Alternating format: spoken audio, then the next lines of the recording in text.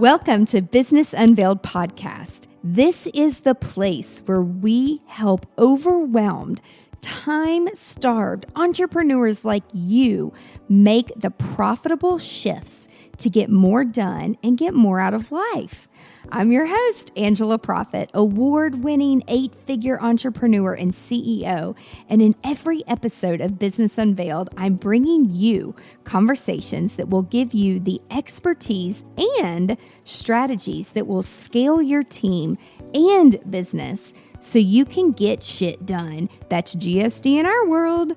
So get your time back and grow a business that helps you be present in your life. Let's do this, y'all.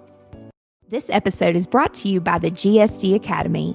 This step-by-step business productivity online program will share with you exactly how to shift your mindset, set boundaries, build rock-solid processes, customize your message in order to strategically grow your revenues and get shit done. Visit angelaproffitt.com/GSD Academy.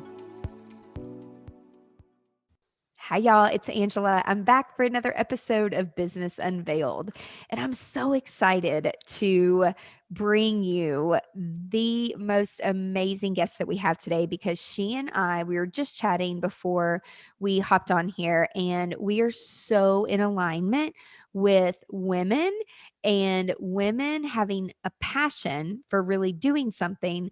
But then for some reason, we're taught and we're raised that it's bad to like ask for money or make a profit. And so that's what she is going to chat about us. About you, about me, about her, and like share the journey today that there is a purpose in all of this. And so if you're wondering how to drive your revenue and do work that actually makes you, not everybody else around you, you as the person doing the work and selling the creative makes you proud. And it's okay. It's okay if you're making revenue. Like, that's a good thing. That means you're being a good business leader. And so today we're going to bring on Lisa McLeod. She is the global expert in selling with purpose. She's worked with firms all over the world to help them increase competitive differentiation and emotional engagement. So Lisa, welcome to the show. Thank you. It's such a pleasure to be here. And I love how you've started this off.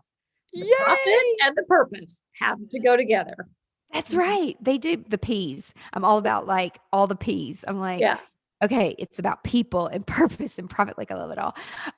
So before we dive in and really start talking about how you have linked all of this together, the purpose, the profit. We're going to talk all about that today. But before we jump into that, I would love for you to share with our audience, what was your background? How did you grow up? Were you always into this kind of stuff? Did you learn this stuff? Like, take us down that journey of how you have gotten to where you are today. Well, this connection between wanting to do good in the world and do work you're proud of and do something exciting and creative and make money, the back and forth and ultimate integration of those two has actually been the journey of my life. Wow. And I remember when I was in college, I was trying to decide between being a business major. I went to University of Georgia, and I'm actually go Dogs, but I'm originally from Washington, D.C., and had relatives down south, hated the cold, always wanted to come down south. So I go to University of Georgia, and there I am, early in my college, trying to decide between being a journalism major and being a business major. And on the first day of business school, they say, the purpose of a business is to return a profit to shareholders. And I'm like, well, who are these shareholder people? I don't even know any of those. Like, what is that? I mean, I grew up middle class. I have no idea what you're talking about. And then I go into journalism school and they say, the purpose of journalism is to safeguard democracy. And I'm like, well, damn, that sounds like something really good. I want to do that. Like, which path do I take? Right. These shareholder people that I've never heard of, are safeguard democracy. And it was emblematic of what I went through back and forth. And as you mentioned that women were weird about money. And I sort of had the double whammy of being female, where we're taught it's not nice to talk about money, you shouldn't be out hustling up money, that's just very unladylike, and Mhm. growing up in a middle-class family that also had anxiety about money, where rich people didn't have good values, and so you load all that stuff on. It's a lot to then try and go out in the world to make a living. And so there was one side of me that really wanted to be successful, and I was in sales and I did really well. And then there was this other side of me, this very feminine, wanting to make a difference, wanting to care for others. And it literally took until I was 50 years old for those two sides to come together and me to stop separating them. So, was there a certain person? Was there a mentor? Was there somebody that helped break it down for you? Or was that just like your own life experience of like, okay, I'm not going to put up with this anymore. And I'm going to create some type of education pathway to teach other women this? Well, I'll tell you, it was really three things. One, my own life experience. Mm-hmm. Two, I had a couple of good mentors who were male mentors mostly. Mine too. But the thing that really did it, I'm a sales consultant, and about 10 years ago, was Mhm. asked by a team, a big company, biotech company, to do a study of their salespeople and Mm. identify what was unique amongst the top performers. And we knew what the difference was between good performance and poor performance. Those are all pretty quantifiable things. But what was so compelling about the top performers? We're doing the study. I'm riding with all these sales reps. We're near the end of the study, and I'm with this one representative in Phoenix, Arizona. We're parked at the airport. It's hot as the blazes. I'm about to get out of the car to hoof my way up to the airport. I'm sitting there in the air conditioning, and I ask her a question. And this is a salesperson, big corporate environment, sells, these bioengineered drugs, very sophisticated environment. We've analyzed all their numbers, their call sheets, everything. And finally, I asked this one question, wasn't on our list of questions. I said, "What do you think about when you go on sales calls?" Mm-hmm. And she looks around the car and she says, "I always think about this one little old lady, this grandmother." Hmm. She, yeah, she said, "I was standing in one of my doctor's offices with my name badge on, and this little old lady came up to me and said, 'Excuse me, miss, are you the rep for this drug?' And she said, 'Yes, ma'am, I am.' She said, 'This woman looked up to me and said, 'Well, I want to thank you. I want to thank you for giving me my life back.'" Aw. That was my reaction. Oh my Yeah. goodness. I'm in this corporate environment, and she goes on, she says, "I think about her every day." She told me how she can now get on a plane, visit her grandkids because of this, drug that I sell that made her healthy again. And she Wow. said, "That is my purpose." And so that single moment, this anecdotal question just synced it all up for me. And we've since done several studies, and the data could not be more clear. Salespeople and individuals who sell with what we call noble purpose, who are truly all in for their customers and want to make a difference, actually outperform the traditional salespeople that focus on targets and quotas. And the thing that I think happens to us is, it happens to a lot of people, especially women, is we define salesy as this negative set of behaviors. And it's one of the only professions that we let the people who do it badly define it, because the data tells us that the people that have that sense of noble purpose in their heart, whether it's because they sell this drug like she did, but it's held up in other studies, whether you're trying to create the most amazing wedding, whether you're trying to help somebody with their marketing, whether you're trying to help them with their accounting, when you have that sense of noble purpose in your heart, you can translate that to your customers, and you will actually drive more revenue. That it like to hear you say it out loud, I'm like, yes. Yes. So do Mhm. you think like what is the magic link between I feel like the link between purpose, like if someone asked me, like, what's the link between purpose and profit? I think I would say it's the stories. It's like the Yeah. outcomes when people actually share with me that, oh my gosh, like we had a horrible tornado right before COVID hit in 2020. And a lot of my friends lost every part of their business flew away. But some of them had gone through one of my technology classes and they're like, well, all my business documents are backed up in the cloud thanks to you. All of our computers are ruined, but thanks to you, they're all in the cloud. So that right then and there, like that made me feel so good to know that, I saved something from them. They had to go deal with all their personal stuff, but all their business stuff was at least backed up in the cloud. And they knew when they needed it, it would be ready for them. And so that makes like a big difference. And then it makes me, want to do more and more and more of it. And so, but what is your secret sauce? Like, what would you say that link is So between purpose and profit? you're right. It's the story, and it's what we call your noble sales purpose. So I want to explain to people, profit is a lagging indicator, and all the data could not be more clear. We've done a couple HBR articles about it. Other authors have done articles about this, and peer-reviewed research, absolutely clear. The science is there. The purpose drives the profit, not the other way around. And so I'll give you something really simple you can do.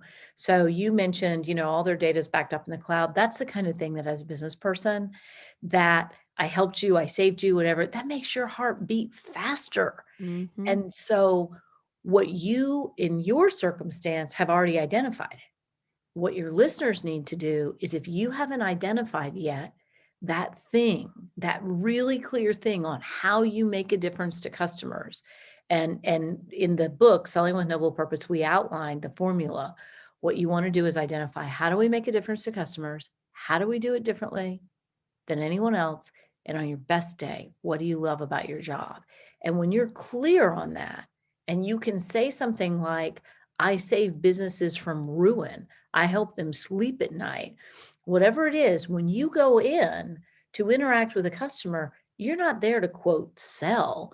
You're there to find out if there's a way that you can help them sleep better at night. Or you're there to find out if there's a way you can make their, virtual event be amazing. Like whatever your purpose is, the thing that happens to us as women, men are sort of trained from birth to disassociate from their feelings. We're trained the opposite. We're trained to manage everyone else's feelings. And so one of the Yeah, things, seriously. yeah. And so one of the things you have to understand is that is your greatest strength in selling, is that the sellers, and know, if you're listening to this thinking, oh my God, I can't sell, I don't want to sell, this idea that we have to go in and disassociate from our feelings and do these techniques, know that if you do that, the only result you will get is mediocre. But if Mm-hmm. you lean in to how you make a difference to customers, and you start to say things like, you mentioned the subtitle of the book, Our Company Purpose is Help Leaders Drive Revenue and Do Work That Makes Them Proud. So when I go meet with a customer, I need to say, so what's your revenue now? What could it be? What do you want it to be? What's the emotional engagement of your team? What do you want it to be? So I'm just asking questions around, could I potentially help you in my area of expertise? Mm-hmm. I'm not talking them into doing something they don't want to do. But we've been so damn socialized to think, Yep. don't ask a boy to dance, wait on the side and make them want you, that we've just like taken that into every aspect of our lives. Yep. It's so true. It's so crazy. And like sometimes if I go have a conversation with my mom or even my sister who's very much in that we are nothing alike in that mom role with 4 kids and stay at home with the kids and be married and he has a great job at the same company just like my dad. Same company for 32 years and retire, which is fine. There's nothing wrong with that. That's just not the way that I see life as an It's not entrepreneur. good. But it's hard to even have these conversations with another woman or somebody who's not going through the same thing as you Mhm. because they can't really add value or help validate like what your need is. And so it's funny because you said most of your mentors were men, mine were too. But I almost think that I needed to hear that from a man to say that to a woman, like, you are a salesperson. Get over yourself. I don't know why you think that that is a bad thing. Like, that is a gift where you can go out and people can see your passion, and that makes them want to work with you because they know that they're going to get some type of an outcome because you care. And that's not a bad thing. But my whole life, it's like the slimy car salesman. Like, that's just what we think because that's what I We grew up around. It's so well, bad. we've defined it by the people who do it badly. We think about the person who sells us the event at the hotel as helping us, and the Mm, slimy guy as the car salesperson. And again, I can't repeat this often enough. Your passion for making a difference to customers is your competitive edge. So you don't need all those slick sales tactics. There are some things you can do that will make that will bring your passion to life. Just like any mother knows, you're passionate about wanting to be a good parent and you love your kids, but there's certain things you can do that are better than other things. And so one of the first things you can do is define your noble sales purpose. And I'll give you some examples of companies, and I think your listeners may find themselves in these. So we work with a bank, and their purpose is we fuel prosperity. We worked with Dave and Buster's, and their purpose is for their sales team is we champion laugh out loud fun. Like, how cool is that? yeah. Love it. We worked with an IT company, and their purpose was so simple. It was we help make small businesses more successful. Like, that was it.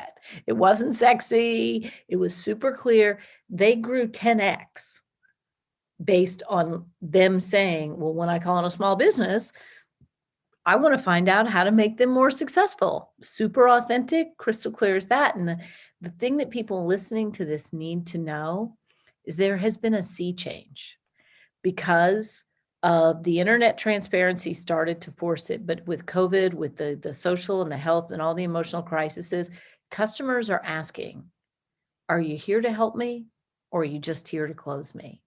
And if you are showing up in an open-hearted way to truly help them, that is your advantage. I love that. It's so true. And like, so a lot, and the reason I keep saying women is because, I'm around a lot of women and I hear this so many times is like, what am I doing wrong? So even if the men are listening, like, is there a difference between, like, what are we doing wrong about noble purpose and like having a purpose? Like, do you think it's a generational thing? Do you think it's a gender thing, or do you think that it's equally on both sides of what is really happening? Like, why do we keep getting it wrong? Well, I'll tell you why. And as human beings, we are hardwired to want to make a difference. This transcends age, race, sex, generational, nationality. We want two things: belonging and significance. We want to know that we're part of something bigger than ourselves, and we want to know that our individual contribution matters. And the reason that we're getting this wrong in business is because we're trying to manage to the lagging indicators of revenue and profit and deal size. They're lagging indicators. The leading indicators are your words and your beliefs. So the way that you talk about your business to others and to yourself is 100% in your control. And compare the difference between the company, and they're very public about this. Their results are in Selling with Noble Purpose. And there was CMIT, they are out of Austin, Texas, and they grew exponentially. And they said the difference between, we had two different things before they started this. One was the people who showed up and said, I'm the IT guy. I want to look at your IT and figure out how I can help you. That was pretty good. We had the guys that showed up and said, I want to try and do business with you. But when they switched to, my noble purpose is to help you be more successful. Let's talk about what success means to you and what might be getting in your way. Just that shift at the beginning translates into a completely different customer interaction. So instead of focusing on closing, or instead of focusing on, let me tell you all about my stuff and why it's so great, Your focus is on, let's talk about within my area of expertise, what you're trying to do and how I might help you. And that is a natural for women. Yes. And it's crazy if you just ask. If you Mhm. just ask, and like I learned this the hard way in learning about sales funnels and marketing and digital marketing. Like I really did. I took the hard route because I thought that I was like, people are asking this. I know they need it. And I just flat out tell them how it is. And then I put like all the emotions and the empathy aside. But then if I like actually share some real stories of like things that actually happened to me, which has driven me to be the way that I am when it comes to strategy and sales funnels. It's because of some of the bad experiences that I've had, but I never really knew to talk about that. I'm like, why do people care? But Yeah, now like I get it. Like it's relatable, and some women that I've talked to, they don't want people to think they're stupid because like they made a bad decision or they made a wrong decision.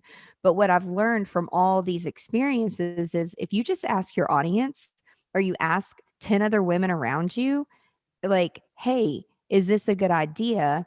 And then go test it, put it out there and test it before you actually launch something, which again, that was so foreign to me. I'm like, why would I pre sell something like an online course or even a book if I'm not done with it? Like, my brain just doesn't work that right. way. But Most what people don't. they don't, because who teaches that? Nobody teaches that. And I think I was at a seminar or conference that I was attending, and that's why I every year we have a certain amount of education dollars allocated for growth. And so a lot of this stuff is self-taught and you don't know these things, but as soon as I learn a technique, I'm like, "Oh, that actually makes more sense." And then as you're building something, you have the opportunity to pivot and change and add and take away based on your audience's input and like what they're saying to you. And so it's been such a healthy pathway to becoming like a better leader, a better woman, a better person, all of that, and listening to everybody else and learning and listening to the empathy because I never really picked up on. I didn't grow up with that. My dad's like, I'd fall out of a tree and he's like, "Get your ass up. You're fine." Yeah. No I have, crying aloud. yeah, my mother was like that. Uh-huh. But I think one of the things for women, so you mentioned earlier getting mentored by men. And certainly most of us, especially of a certain age, because that's who was available as business leaders. But I think now is the time to, most of my clients are male, and I have a lot of great men in my life. Having said that, now is the time to lean on other women, Mhm. because your empathy, your compassion, those are your competitive advantages. And so you want to lean on people who understand the value of that. I tell you some of the interesting research that we found in Selling with Noble Purpose, and it's between passion and purpose. So people who have both passion and purpose are top performers. And passion is, I'm excited about something, I feel enlivened by it, and purpose is, I know that this matters. So people who Mhm. have both are at the top. People who have neither are at the bottom. But here's the interesting thing, and this is particularly important if you're a leader, even if you only have one other person on your team. If you have passion, but no purpose, no sense of purpose, you're very susceptible to setbacks and you don't perform as well as people who have purpose, but no passion. And most entrepreneurs have both. That's why they started. Totally. The reason this is so important from a scaling perspective is if I have an employee working for me and they're all excited about what they're doing and our business and whatever we're doing and they love it, but they don't see how it makes a difference, they're just excited about the subject matter area, they're going to wax and wane depending on the day. The data tells us you are better off finding an employee that you can instill a sense of purpose in, that says, here's why we matter to our customers and here's why our work is important, because that purpose will sustain them on the challenging days. When you have that sense of purpose, it often turns into passion. But as a leader, your passion may be personal. Purpose is the only thing that's actually scalable. I love that. It's so true because if something, and also too, to me it like ties into this whole legacy thing of like, you have to have a purpose as you're growing something, and then what do you want to be known for, and what legacy do you want to leave, which also ties back to the purpose, Yeah. that the impact, that is, it's crucial. So for people who are lacking, now this was probably me like 5 years ago. If I was listening to this episode, I would be like, my question is like, if I'm lacking, it's like I know the purpose, but if I'm lacking the empathetic part, is there something that business owners, entrepreneurs, women, men, that they can do to tap in to that? Because we Yeah. all have it, Yeah. but some We of do. us are uncomfortable, like being vulnerable and going down the empathetic road. So do you have any suggestions for like how people can like tap into that side? Yeah, and your question is pretty astute because it is important. Because the thing you got to remember is logic makes you think, emotion makes you act. Hmm. So That's so we true. are, and I just was listening to a Brene Brown podcast, and she was talking about we think we're so the guest, the authors that were on there were saying we think we're logical beings that occasionally make emotional decisions. That's not true. We're emotional beings that Yeah. occasionally use logic. So Yep. let's get that on the table. So there's three things that you can do. The first is name and claim your purpose, which is your version of we help small businesses be more successful, etc. And you answer that by how do you make a difference to customers? So that's the first thing. You want to be explicit instead of just implicit. But then the second thing you can do to ignite the emotional piece of it, the empathy piece, is that's where your instincts were right. You want to tell stories. And there's two kinds of stories that you can tell as a business leader. One is perhaps you have a founder story. Whenever I coach entrepreneurs and I work with a lot of people that are trying to get VC funding, one of the questions I always ask is, why did you found this business? Why was this important? And they'll tell some story about, well, I went bankrupt because I didn't know how to manage accounting. So I thought I'd help people with that. Or I watched my grandmother struggle with figuring out how to get on Facebook. So we started this IT company for seniors. Like whatever the story is, Mm-hmm. you need to be telling that story about what was the moment when you went, oh, that could be a thing, and show your vulnerability. Because in a lot of cases, it's, my own wedding sucked and I didn't enjoy it. And that's why I became a wedding planner because I Exactly. wanted people to have fun, Yep. whatever it is, show it. Then there's a second kind of story that is equally important, and that is what we call a customer impact story. And in Selling with Noble Purpose, we have several examples of these and ways to construct them, but I'll give you one example now. So at Dave and Buster's, they have a sales team that goes out and sells corporate events. And one of their customer impact stories was we had a group, they were a group of accountants, they were the senior partners, and all of the people underneath them came to an event at Dave and Buster's. They had ties on when they showed up. They were not thrilled that they were being asked to go to Dave and Buster's. 2 hours later, I walked by somebody throwing balls into the chute, and I overheard someone standing next to them saying, I don't think I've ever seen you smile this big in your entire life. We didn't Wow. know you knew how to laugh. And that's what we do at Dave and Buster's. Like, do you see? Like, it's just a Wow. super clear story about like people come, their purpose is we champion laugh out loud fun. So people come in, they have this event, and then we don't tell the story. You notice how I tell the story? Well, there were 50 people, they had hot wings, they had this, no, the story is this moment when the Yep. boss laughed for the first time in public in 3 months. And so whatever it Wow. is, like the moment at the wedding, the moment when the people called you and said, oh my God, my business is in the cloud. Thank you, thank you, thank you. Like those stories do two things. They demonstrate your purpose in action to other customers who go, I want that. But the other thing that they do is they reinforce it to you. Mm-hmm. It, yeah, that, uh, there's just, I'm like sitting here thinking of multiple stories, like as you're telling this, and I'm like, oh my gosh, there's this and this and this Yeah. that, I mean, even in myself, because I learned so much from, talking to people, is that I'm thinking of a certain client situation where I'm like, I could have been more empathetic and Mhm. I could have said things a little bit differently, and I probably should have done it this way. But they don't teach us these things in school, like They what sure don't. what you're saying. I think that, so to me, like, just to recap for anybody listening, the steps is like, know your purpose, and it's typically what you love and what you're passionate about.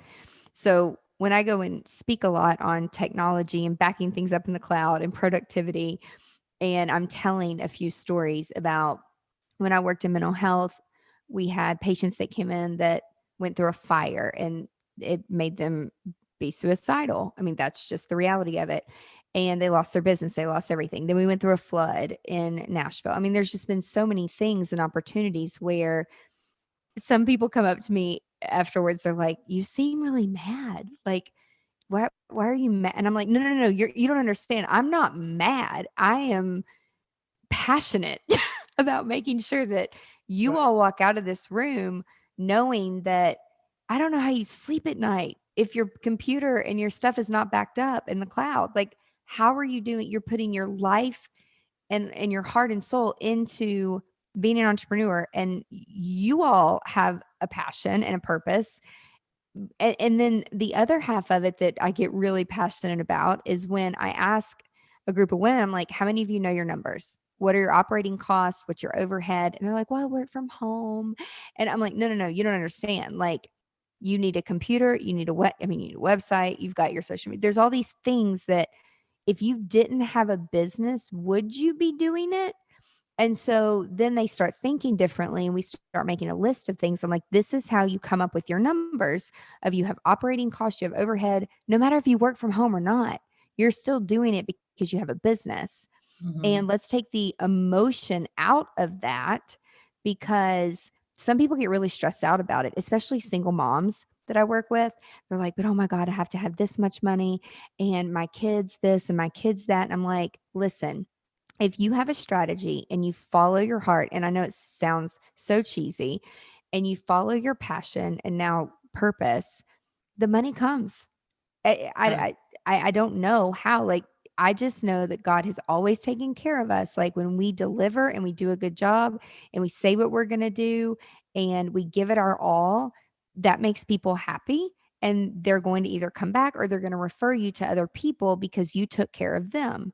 So, taking care of people emotionally, like you're saying, like, it's not a bad thing, and I think that women need to embrace that more, that we don't have a disadvantage in corporate America. We are allowing the disadvantage because we're stuck in the old days of acting a certain way, where we need to step up and like own our own, almost like own your own experience, as Yeah. EO would say, the entrepreneur organization. So Well, I'm just sitting here shaking my head at like several scenarios that I'm thinking of.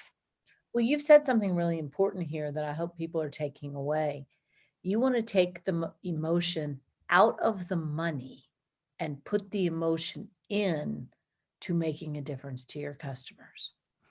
And it's really important because you detach your self esteem, your sense of self worth, your confidence. You want to decouple that from the money and you want to attach it instead to making a difference to customers. Because when the money goes down, as it will, it'll go up and down and wax and wane.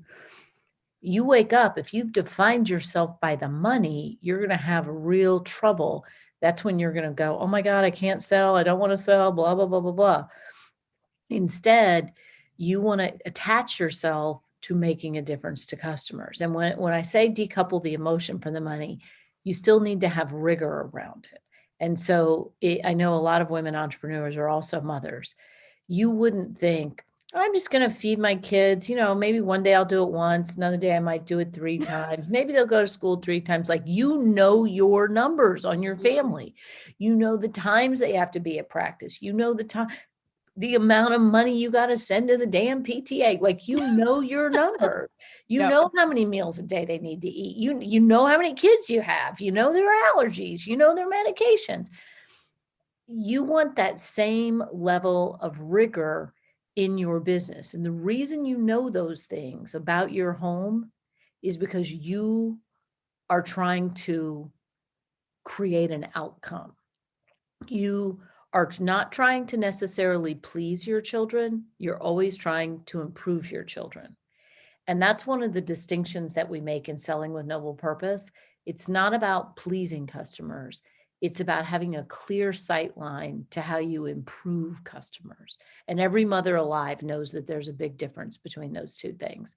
And the good mothers are always improving their children. And so if you think about it in that way, you know your numbers.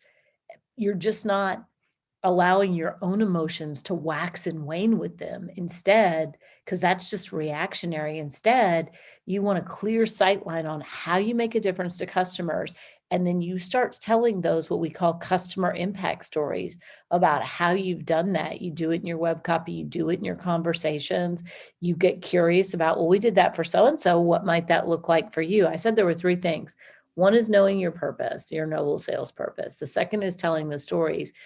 And the third is showing up for customer interactions curious. You do those three things, you will make more money. I love it. That's awesome. And if you're driving and listening to this episode, we will put all of this in the show notes. So don't pull over, don't wreck, because this is good stuff. Like, this is really, really good stuff.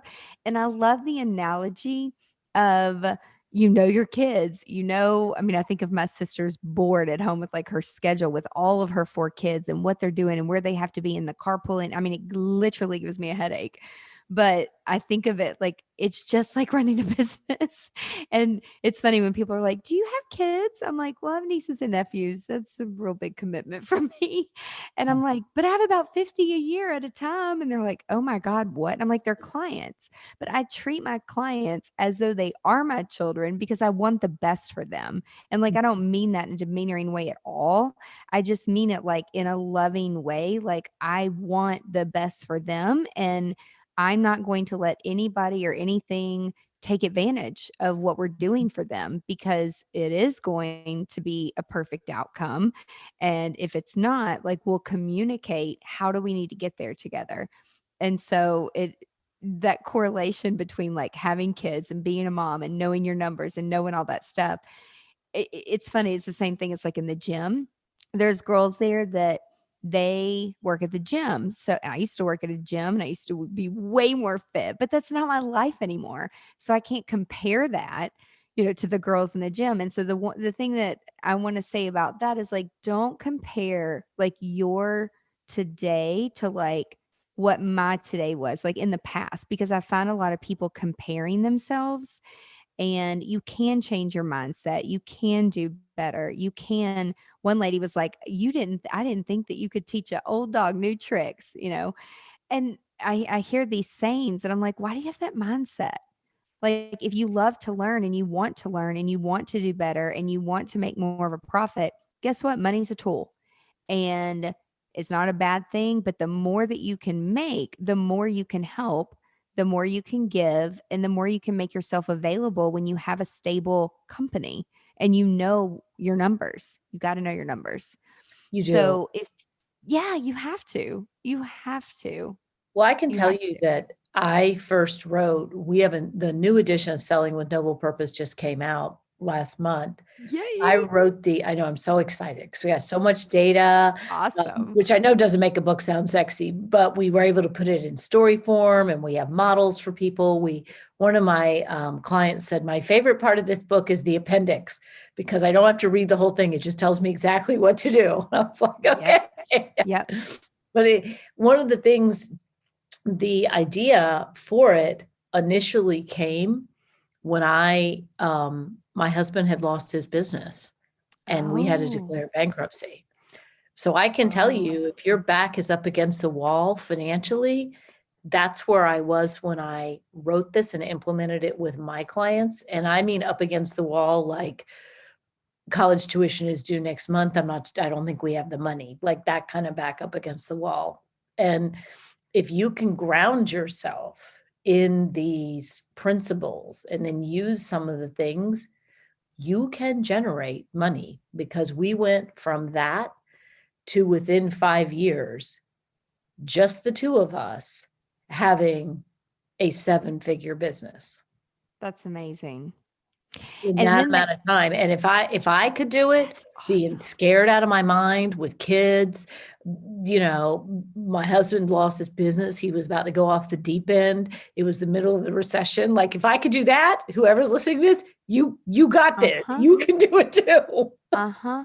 But you cannot sit back and feel sorry for yourself. You have to take action, like, and Yeah. be aware that there are other ways.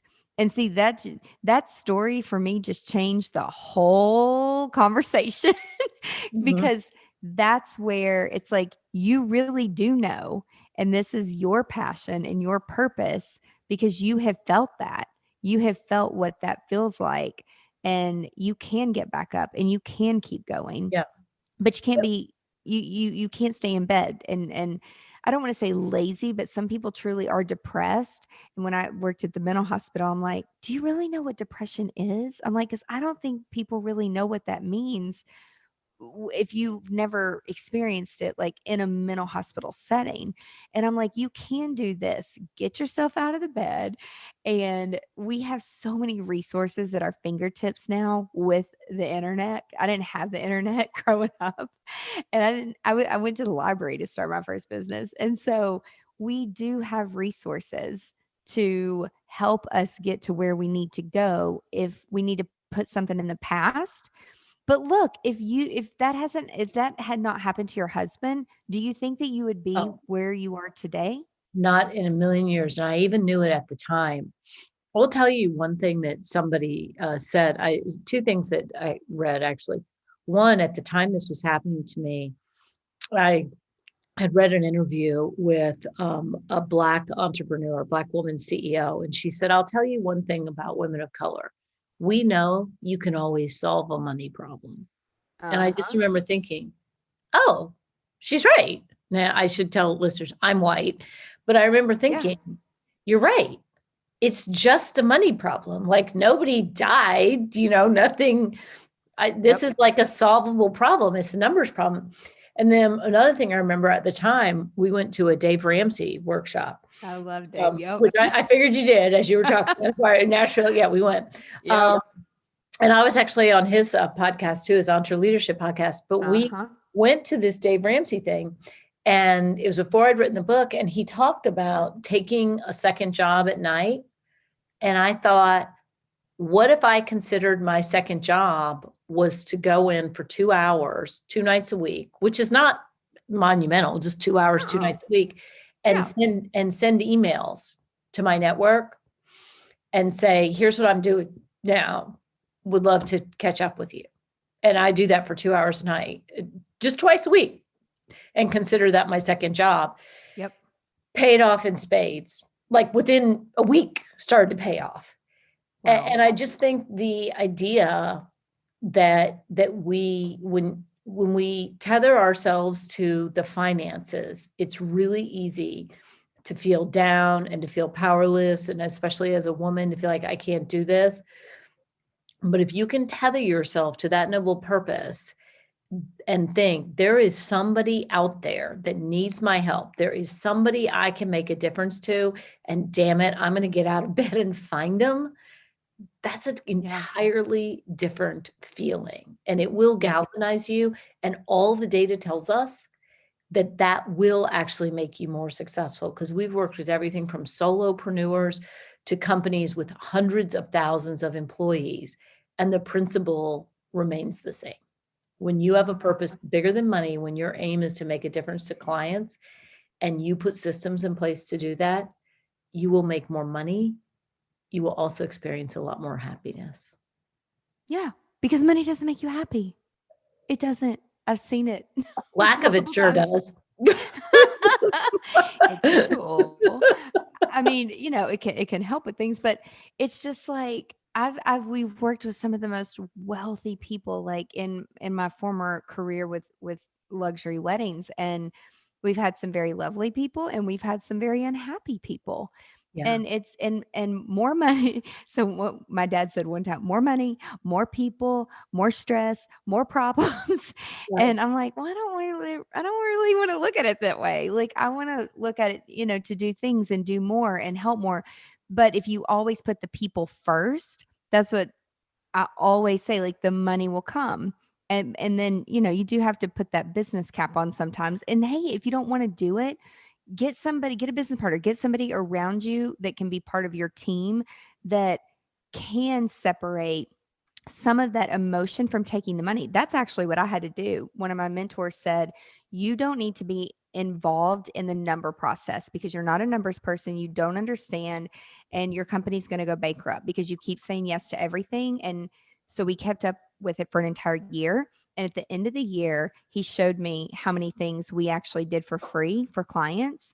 And then I was like, oh, those are the clients that were like the hardest. They were not Right. appreciative.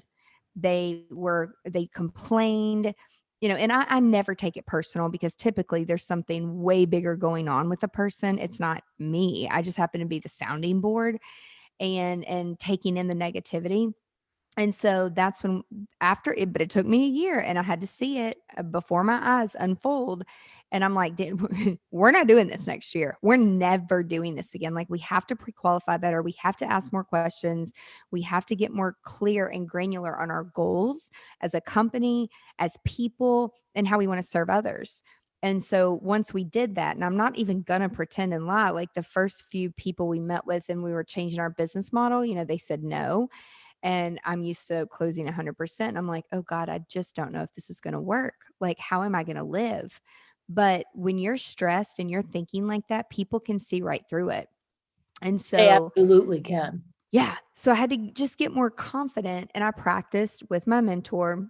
And then the sixth person said, that sounds great. And the seventh person and the eighth person. And then, I was like, okay, I'm on to something. This is going to work. Like, it's going to be okay. It's all going to be okay. But just keep the purpose and your passion number one. Always keep it number one. So where can people find the book, Lisa? So it's at all the bookstores. If you Google selling with noble purpose, Love it. And we'll you'll put find it. it. And we made it so easy in the book. You can just pick up one chapter and just do one thing. I love it. I absolutely love it. So we'll put all that in the show notes. And then what's your favorite way for people to connect with you? Follow me on LinkedIn. We do LinkedIn. videos. It's free. And we do videos every single week. I do a LinkedIn Live every Friday. So that's the best thing. You'll get a lot of content from us absolutely free. That is awesome. And one more question as we wrap up. Do you have a favorite productivity hack? Yes. And I do it about 75% of the time. and What is every it? time and every time I do it, it works. I don't know why I don't do it 100% of the time. And it's the simple thing that everybody says, when I take 15 minutes at the beginning of every day at my desk, ready to work, but not opening my email yet. And I think, what do I want to accomplish today? What are the big things I need to accomplish? How do I want to do it? What would make today a win? How do I want to connect with the people that are important to me? When I do that at the beginning of the day, I win the day. So plan ahead. Just, So just, yeah. I mean, it's the 15 minutes. Like yeah, I always have a calendar. I always have a plan. I always have a to-do list, but the 15 minutes to really think, okay, I've got that meeting. How do I want to show up for that? What do I want to have happen? I've got this block of time to write. How much do I want to get done? Like that 15 minutes of really thinking about the way I want to do these things makes all the difference in the world. and being intentional with your Yeah. time, right? Just Yeah. be intentional. It Well, works that so is well. You think I do it all the time. well, I feel like, especially with everything in 2020, it's like life happens and shit happens and stuff comes up. And it's just like, we can't always be perfect. Like I do live by my calendar, but if something happened within my family or with one of the kids or something, it's like, that's why I do have a great team in place. So I'm like, hey, can you take this because I need to go do this? Yeah. Sometimes it is more, family is more important. And so I will just say, like, be present when you aren't in that state of work, sometimes it's hard to like leave the work at work. And if you're with your family and you're with your friends, like just be present and like put the phone down and enjoy the time with them, because they're not going to be here forever. And I had to learn that the hard way with my dad when he got sick. And so being intentional with your time is so important. But at least you do it 75% of the time, because how was your life before you didn't do it? Right. I'm a work in progress like everybody. Right? Right? But that's awesome that you're like aware of it and you're doing it. And that's why we calendar block for everything and we batch everything, because otherwise I would never do it. It would never get done because I would be so scattered. So I'm right there with you. So, everybody, thank you so much for listening today. I know you got lots of great nuggets. Make sure that you connect with Lisa on LinkedIn. We'll put all the links in the show notes. Go check out her book. And thank you so much for your time. Be sure to tune in next week for another episode of Business Unveiled. Have a great day. Bye, everybody. That's it for this week's episode of Business Unveiled. Now that you have all the tools that you need to conquer the world and GSD, get shit done, would you share this with your friends and fellow business leaders? One thing that would really, really help us and help new listeners is for you to rate the show and leave a comment in Apple Podcast, Spotify, Stitcher, or wherever you tune in and listen to Business Unveiled. You can check out the show notes at angelaproffitt.com/podcast and link up with us on social media so you can share your biggest insights. And I want to know your aha moments. Until next week, remember, the profitable shifts and structures you're creating in your business help you be more present in your life. So get out there and GSD.